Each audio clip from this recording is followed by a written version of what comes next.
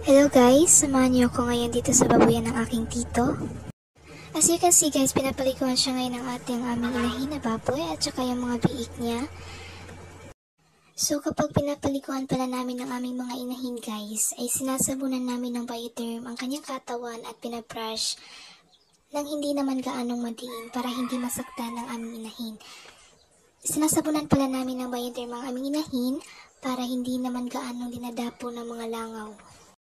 Itong inahin pala guys ay pangalawang panganak na niya at ang unang panganak niya ay Siyam ang kanyang anak na biik at ngayong pangalawang panganak niya ay 12. Ito palang mga biik niya ay kaka 1 month lang.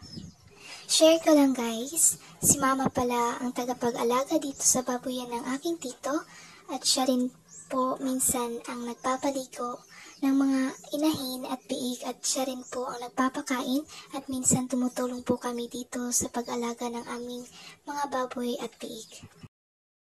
So guys, habang pinapaliguan ni ate ang aming baboy na inahin at ang kanyang mga biik, ay ako naman ang nag-iigib ng tubig para sa pinapaligo ng baboy.